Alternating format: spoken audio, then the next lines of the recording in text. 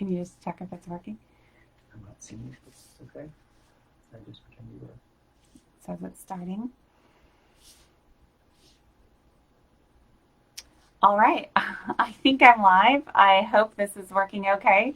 Had a little bit of trouble trying to give this a title, so we're going without a title. I am Kristin Du Mez, and I am joining you today for the first time, nice to meet you all virtually.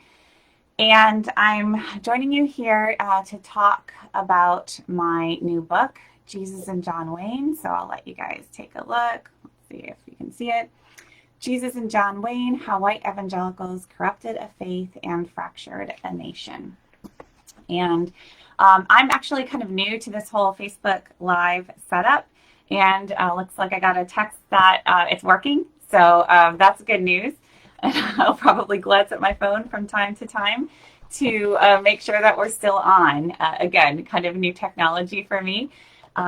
So let me start as people are joining in with a few words of introduction.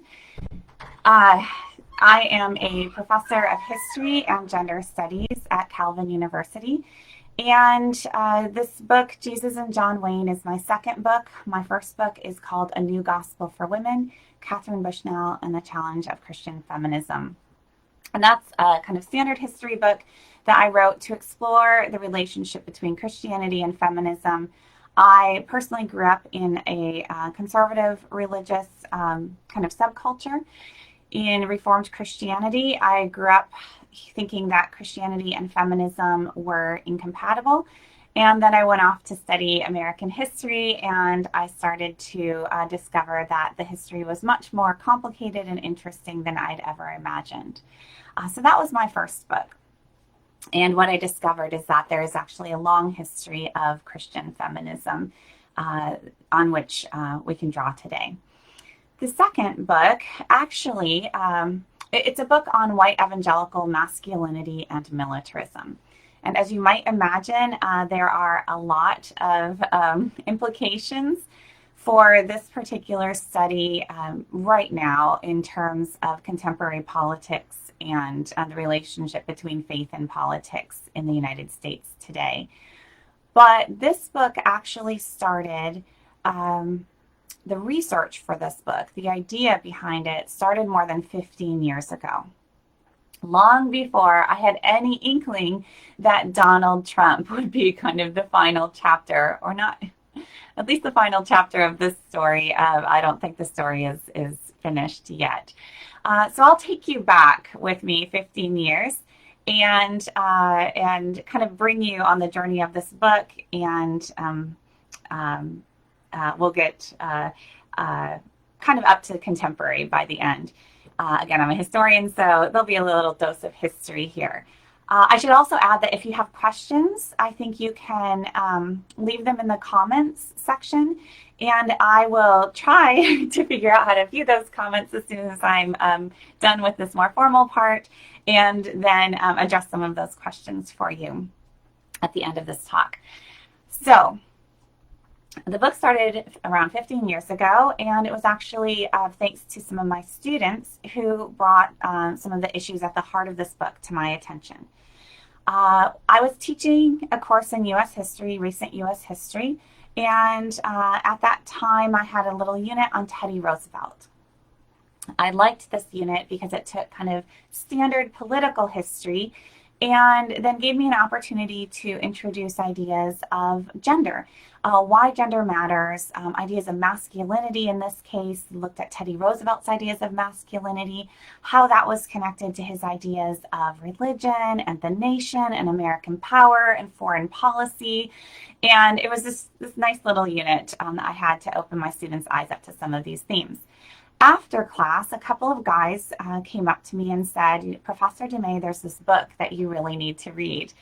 And the book that they were pointing me to was John Eldredge's Wild at Heart, Discovering the Secret to a Man's Soul. And that book, this was back in 2005, 2006. That book was all the rage in college dorm rooms in the early 2000s, in evangelical churches, in small group Bible studies, Christian bookstores. It was a best-selling book.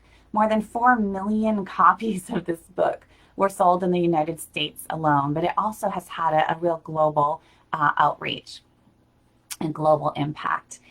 And when I looked at Eldridge's book, I was startled and I saw exactly what my students were saying and why I needed to read it. First of all, John Eldridge loved Teddy Roosevelt. He opens the book with a Roosevelt quote. And his book was all about Christian manhood. And his conception of Christian manhood was this kind of warrior model, that God is a warrior God and man, gender specific, is made in his image. And therefore, every man had a battle to fight. Every man was called to be rugged, tough, and to fight the fights that were placed before him. And every man not only needed a battle to fight, but also a beauty to rescue. So this was really based on this kind of gender difference. So men are wired and made by God in one way, and God has filled them with testosterone so that they can fight the good fight. And then women, on the other hand, are feminine, vulnerable, seductive. And every woman doesn't want a battle to fight. Every woman longs to share in a man's adventure. That was his terminology. And this was the book that just just took hold within American evangelicalism in the early 2000s. When I first came across this and actually paid some attention to it, it was about 2005. The book was published in 2001. And when I took a careful look, I immediately was intrigued because this was right around the time that we were seeing survey data come out demonstrating how white evangelicals were disproportionately supportive of the Iraq War, of preemptive war in general, of aggressive foreign policy, and condoning the use of torture. And we were seeing kind of conservative white evangelicals mobilize politically in very distinctive ways, including on the global stage. And when I placed what we knew about evangelical politics at that moment together with this ideology of militant Christian manhood, it made so much sense, just as these things had been kind of connected back in the early 20th century in the case of Teddy Roosevelt. So already at that point, I decided I needed to look into this. And I started reading more and more books on Christian manhood. And it turns out there were hundreds of books published on Christian manhood, Christian masculinity, how to be a Christian man. And these books went back in time. And again, collectively, there were millions and millions of these books sold. And they weren't just read by evangelicals. They were studied, right? They were studied in the context of church groups. They were studied as God's direct word to Christian men, to Christian women. They were offering a kind of blueprint for faithful obedience to God. And so they were really formative in the lives of many men. So I started doing a bit of historical research. And first, my research took me back. So I looked at, where does this start? And as a historian, I have to say that's always a difficult question to answer, because you can really start a history at any point, and you can always go back further. And so one of the things with Jesus and John Wayne that I struggled with was knowing where to start the book. Now, the book is written for a trade audience. Even though I'm an academic, it's really written to be accessible to just your average reader. And so I had to think carefully about, how much history I wanted to offer, how much context, without overwhelming the reader who, isn't there for an academic tome. And so I decided that this story really needed to pick up in the 1940s, and it really takes off in the early Cold War era. However, as a historian, I also needed to at least glance back a little further to the late 19th century, to ideas of Christian masculinity that we see developed in the American South in the 19th century. This white Christian manhood that was linked to kind of dominance over women, children, and enslaved people. And it was a masculinity where violence could be justified in order to preserve the social order. So there's kind of antecedents there, and then you jump up to the what's going on in the North and the American nation as a whole. This kind of Teddy Roosevelt muscular Christianity. There's a connection there. But there's no direct line. And in fact, part of what I was doing in the introduction or in the first chapter of this book is showing how much has changed over time. There are some surprises that Christians who embraced this militant masculinity in the early 20th century were as likely, if not more likely, to be liberals or progressives as they were to be conservative Protestants. When you get to World War I, which is this moment where you can kind of enact this militant manhood, there too, liberal Christians were often the most enthusiastic proponents of the war. On the conservative Christian side, you did have guys like Billy Sunday who were, kind of rah militarism. But you had many conservative Protestants who were more separatists, who didn't believe that this was that America was a Christian nation, and didn't believe that the war was a good thing. And in fact, there were conservative Protestants who were pacifists during World War I. And that was important for me to kind of present, because as a historian, one of the most important things I can do, I think, is to show that things have not always been the way they are now. Right? These alignments between conservative Protestantism and militarism and Christian nationalism that just seem so obvious today are in fact historical inventions. Right? It hasn't always been this way. And if we know that much, then we can start asking the question of, okay, if that's the case, how did they get this way? Who made them this way? Which people made strategic choices at which point in time and to what ends? And often, kind of spoiler alert, you'll see that one of the, to which ends is often in the story that I tell in Jesus and John Wayne, in order to enhance their own power, in order to increase their own power. And that's kind of one of the motifs that came out through my research. So jumping up to the 1940s, this is where we have Billy Graham, and this is where we have evangelicals really trying to regroup mid-century, feeling that they had been kind of sidelined earlier in the century, feeling that they had a lot to offer, biblical truth, they had a lot to offer to the nation, and they wanted to kind of reclaim a dominant position in American society. And so they formed the National Association of Evangelicals. They start to band together and have large organizations rather than each being off in their own corner doing what they're doing. And they have Christian colleges, and importantly, they think a lot about marketing. They think a lot about consumer culture. They have the Christian Booksellers Association. Increasingly, Christian bookstores start being planted throughout the country. And they think about ways to go beyond denominations, to unite conservative Protestants, to unite evangelicals across the country. And they end up doing so incredibly effectively. Already in the 1950s and 1960s, you have through Billy Graham this influence in the halls of power in the White House, Washington, D.C. So you have this kind of political power. And evangelicals get a taste for being closer to the center of American power once again. And this is all taking place against the backdrop of the Cold War. And the Cold War is absolutely critical to understanding contemporary evangelicals' understanding of their own place in America and understanding of what's at stake in America generally. So in the Cold War, evangelicals understood that communism was this enormous threat to America and to Christianity, because communists were anti-God, they were anti-family, right? Government was interfering with the nuclear family, and obviously anti-American. And so evangelicals really wanted to respond to this threat in multiple ways.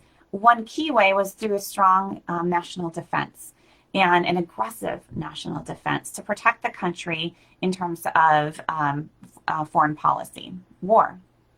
and a strong military. That was really critical. But they also thought it was important to protect the country from the inside out. And they believed that the best way to do that was to really shore up America's Christian identity. And because as conservative Protestants, they felt that they were really kind of the guardians of Christianity and of Orthodox, true Christianity, they took that very seriously. For a time, things seemed to be going quite well. And then we get to the 1960s, and that really started to shake things up. 1950s, we have kind of a consensus era, at least for white Christians, white middle-class Christians. By the 1960s, things start to unravel. You have the civil rights movement challenging the status quo in terms of race relations.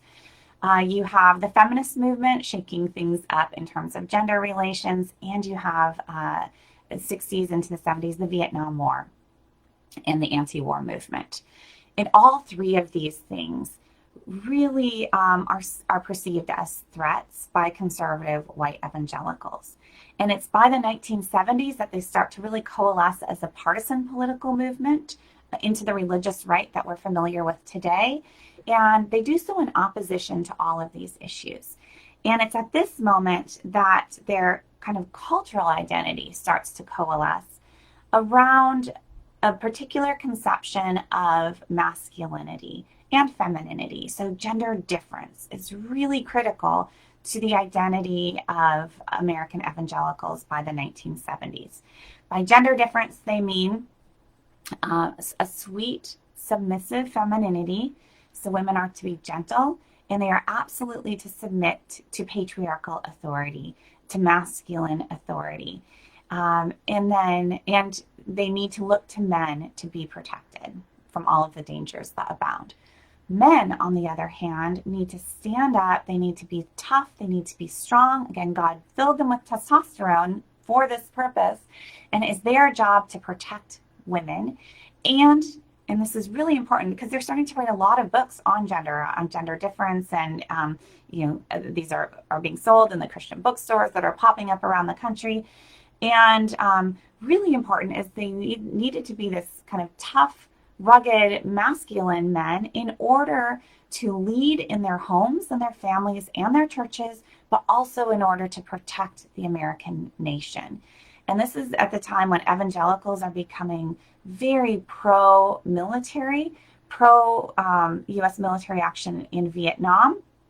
And this really sets them against many Americans, including other American Christians, liberal Catholics, and many progressive Americans. And so this kind of commitment to militarism and to rugged masculinity moves to the center of evangelical cultural and political and religious identity. Okay, so that's kind of this crystallizing moment by the 1970s. All of this is set in place. And at that point, then, this is when the literature on masculinity really starts to pick up, and how to be a Christian man, how to be a Christian woman as well. In the book, then, I trace this through its political ramifications from Goldwater in '64 to particularly Ronald Reagan.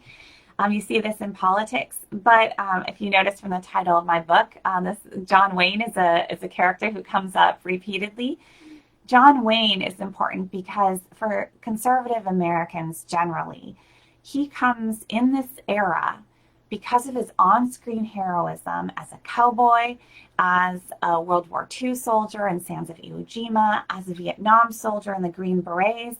He comes to kind of symbolize this rugged throwback American masculinity. And not insignificantly, during the 1960s, 1970s, he also plays an instrumental role in Southern California politics, in Orange County politics. And this is kind of the center of conservative religious political mobilization, Orange County, California. And it's the hotbed of this kind of the rise of the religious right.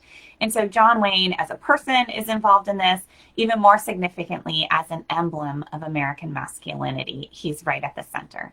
One of the things that I noticed when I started, after I'd read Wild at Heart, even as I was reading Wild at Heart, and then started looking at all the other books on Christian masculinity coming out in the 2000s, was how few, how little the Bible actually mattered in this literature. Instead, these books were just filled with Hollywood heroes. With John Wayne was a favorite. We all know that John Wayne is the model of, the icon of American manhood. William Wallace's, or Mel Gibson's William Wallace from the movie Braveheart, another huge favorite. Random cowboys, soldiers, General MacArthur, General Patton, Teddy Roosevelt, there's this familiar cast of characters that appears in almost every book on Christian manhood that was published for 2 or 3 decades. And this struck me as really important because what I began to understand is that conservative evangelical ideals of Christian manhood were largely based on kind of mythical models, on Hollywood heroes, on kind of invented ideas of masculinity or on secular models of masculinity. And I think this is in part because if you look at traditional Christian teachings, say the Sermon on the Mount, look at the words of Jesus, love your neighbor as yourself, or love your enemies, turn the other cheek, you're not going to kind of get the makings of a really rugged militant masculinity. You can find a little bit in the book of Revelation. Jesus turned over the tables in the temple, but otherwise, the message of the Gospels is really the divestment of power, not grasping power. And it's a real kind of countercultural, radical gospel message. But the literature that I was reading was reaching outside of those traditional Christian teachings and drawing on models of manhood that were actually not shaped by these traditional Christian virtues. So somebody like John Wayne, right? Somebody like, the cowboy out on the frontier, subduing the native populations, bringing order through violence. This is where they were turning. And so they were going outside of biblical teachings in order to find these models of really rugged militant masculinity, where the ends justified the means. It was a very us versus them. Violence was necessary and it was sanctioned by God. It was sanctified because in the pursuit of righteousness, it was all good. Now, in the couple of minutes I have left, I'll make some suggestions for why I think this matters today, and you're probably already making some of these connections yourself. 2016, we get to the candidacy of Donald Trump, and already in 2015, we see white evangelicals from the grassroots up. It didn't start with the leaders, it started with ordinary evangelicals supporting Donald Trump, embracing Donald Trump. A lot of people were watching this saying, how could they? How could conservative evangelicals embrace a man like Donald Trump who betrays all of their values, right? These are family values evangelicals. How could they? They're a bunch of hypocrites. Maybe this is purely transactional, right? He's going to give them something and they're going to give him their loyalty in return. When you look at this longer history of Christian masculinity, Christian manhood, that's a very militant model of masculinity, ends justify the means, looking outside of traditional Christian teachings and embracing secular models, militant models, you can see that there is a long-standing pattern of this sort of behavior within evangelical circles, and that this should come as no surprise. That ultimately their embrace of Donald Trump was not a complete betrayal of their values, that we need to have a better understanding of precisely what those values are. And if we understand that a militant patriarchy, a militant white patriarchy, is deeply embedded within family values evangelicalism, then we can see what has transpired in the last 4 years, not as this complete break from history and from the history of evangelicalism and American evangelicalism, but as the next chapter in this much longer story that we can trace through the history. So that is Jesus and John Wayne in a nutshell. Let's see if I can get this right. The subtitle, How White Evangelicals Corrupted a Faith and Fractured a Nation. The corrupted a faith part is referring to what I was just talking about, how the writers that I was looking at, the preachers who are preaching this ideology, explicitly reject many specific biblical teachings in order to embrace this militancy. And fractured a nation, this is a very us versus them mentality. And it has brought us, I think, to where we are as a nation today. So I think that is the end of my formal presentation. Now I will see if there are any questions that are appearing, and I'm going to check my phone for those because I don't see any here. Let me just check.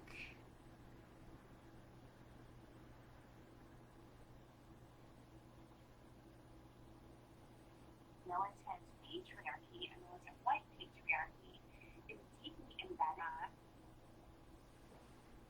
The end of my formal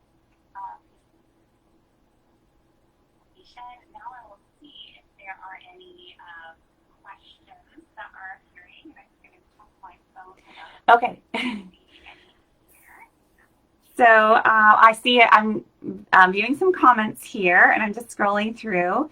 Nice to meet you guys all virtually. And I don't see any questions yet popping up, but I do see the comments. Let me see. I'm getting a text here too. Okay, here's a question from David. I wonder what you view as the best response for this sort of masculine view that you describe. Okay, good question. And this is where my expertise as a historian, I feel very confident describing what's happened in the past. And having written this book now, I get a lot of questions of, okay, what should we do now? Where should we go next? And that's where I feel not always as well equipped. Sometimes I feel very much at a loss because the history that I have traced is daunting. It's disturbing. And it suggests that what we are seeing now in terms of white evangelicals and contemporary politics is deeply, deeply entrenched. The best responses, there are different responses. I think it depends who your audience is. For many evangelical Christians, right, there still is this adherence to, there's a self-identity that we are Bible-believing Christians. So there's an adherence to, or at least an aspiration to adhere to the scriptures as the authoritative word of God. This is very important to the self-identity of evangelicals. And so it can be effective to look at the scriptures then, and to pull out some of these passages of turning the other cheek, of loving your neighbor as yourself, loving your enemies, and to grapple with that, with those passages, and to really, question how this can kind of gel with the broader kind of political positions. That said, many people have tried that over time and continue to try that. And that isn't always effective because everybody comes at the scriptures through cultural lenses, through kind of prior commitments, even though, again, many evangelicals will say, no, the Bible alone, it's just, God, the Bible, and me. We all come to any text with our own preconceptions. And so, for some people, you might find if there's enough kind of common values that you can have these discussions theologically. Now, I'm a little bit biased because I'm a historian, and so I happen to think that history is a really, really good way to open up these conversations. Like I said earlier, the idea that things have not always been this way are really important. And simply, in the book where I just lay out chapter by chapter with pictures how this was built, the choices that were made, the paths not taken. Once you see kind of how the sausage is made and it's not pretty, I think that really frees us up to ask, is this where we want to be? And certainly for people inside this community, it frees us up, it frees them up to question, is this quote unquote biblical Christianity or not? And so I'm a huge fan of historical knowledge. And let's understand this history, and then let's ask the questions again. What is Christian manhood? What is Christian womanhood? What is Christian politics? Or different approaches to Christian politics. And once you understand the history, it can open up those conversations in, I think, really helpful ways.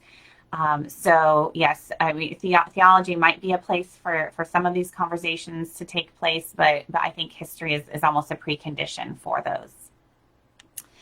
Let's see if I can see any other questions here.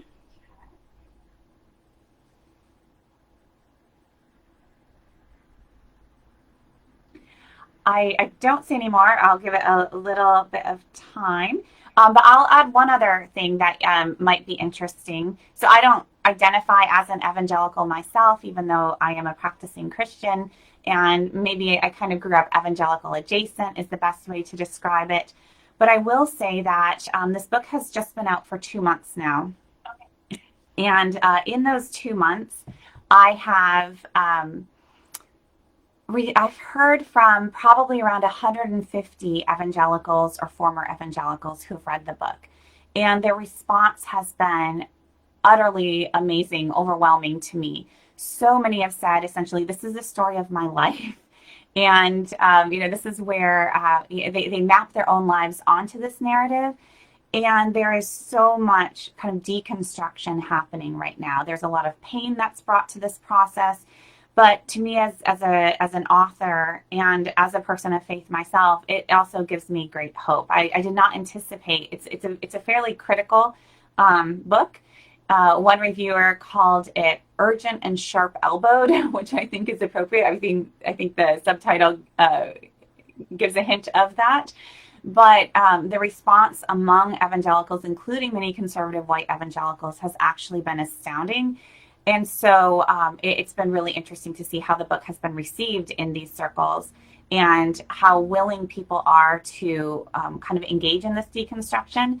One reader wrote me a letter and said that he had bumped into many of these trees, but had never before seen the entire forest. And that's been a theme in letter after letter that I get. People who participated in this, people who supported different pieces of this, people who listened to James Dobson, people who, voted Republican, people who read John Eldridge's Wild at Heart. All of these went to evangelical churches, participated in pieces of this, but never understood how it all held together. And now that they see that, are trying to kind of step back and rethink these commitments. Okay, a couple other questions here. Trouble with relying on history, this is from Julie, is that if you try to point that out, they don't feel it's the same situation. Like they don't see the parallels with the rise of Nazism. That is true. I think I had the luxury in this book of 300 pages, so I could kind of go deep and tell a story that people who participated in this movement recognize, and they recognize themselves in this movement. And that was really important. And this is a cultural history. So I'm looking at evangelical popular culture because I honestly think that's key to understanding who evangelicals are and how their faith commitments are shaped, much more than some abstract theology. That might be important in a seminary here or there. And there are connections between that more elite kind of theology and the popular culture. But I really focus on popular culture. So this is a history that really connects with the experience of everyday evangelicals. And so I had that advantage where I can really make my case carefully, slowly, and in ways that they'll recognize themselves and then critique that. But you're right. If you just simply say, hey, what's happening now is eerily reminiscent of what happened in 1930s Germany. And by the way, it is.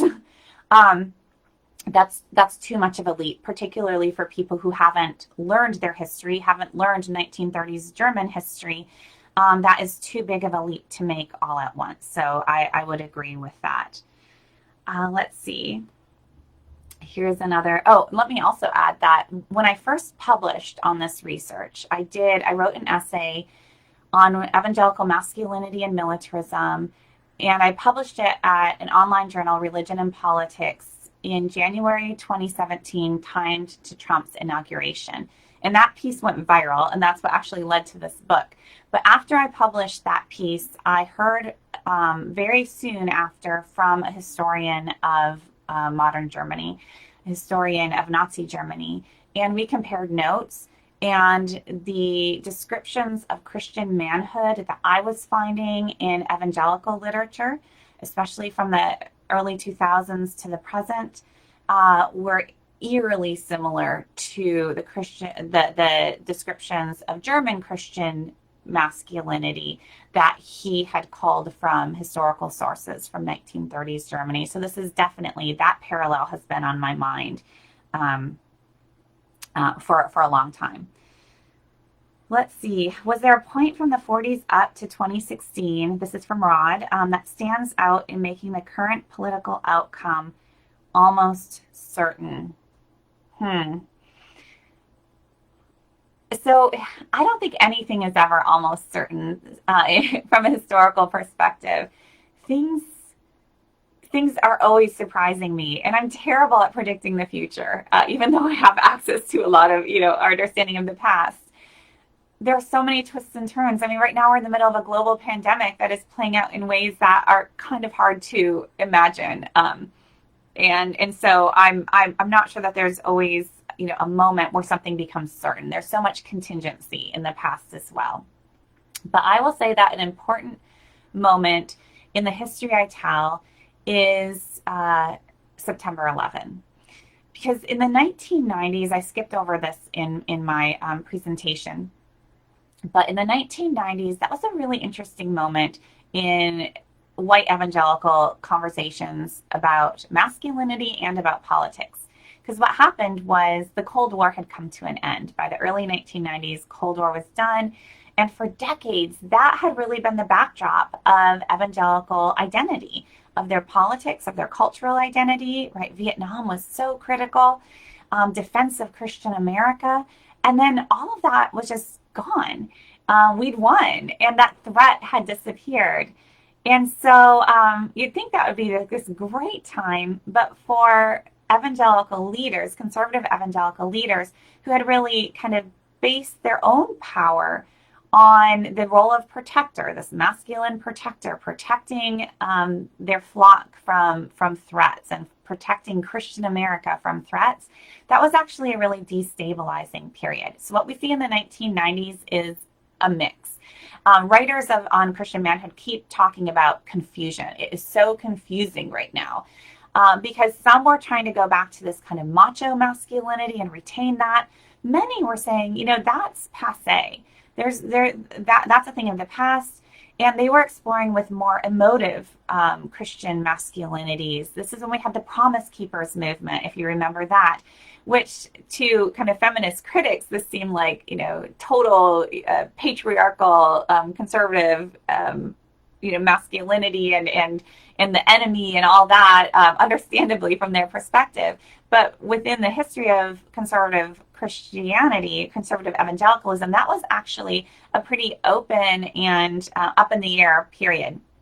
And so there's a lot of books that are championing the role of the tender warrior in the 1990s. So yes, we need warriors, but they have to be tender too. And they have to be in touch with their emotions and this kind of therapeutic masculinity that draws on secular kind of mythopoetic models. Anyway, it's a time where a lot is up in the air, also politically. By around mid 1990s, certainly by 1996, 97, 98, we see a kind of backlash against the emotive, even egalitarian masculinities that had been kind of experimented with. And we see a return to more of this militant, rugged masculinity. So that in 2001, you have John Eldredge's Wild at Heart published. You have James Dobson's Bringing Up Boys published, which is all about testosterone, raising up your boys so they can be tough men and, critiquing the feminists for emasculating American men and Christian men and all of that. You have Doug Wilson's Future Men, which is a highly militant, kind of militaristic view of Christian manhood. All of these books are on the shelves of Christian bookstores when terrorists strike the United States in September 2001. And that historical event ends up just amplifying this return to rugged muscular Christianity that was already in effect, already happening, but it just puts it on steroids.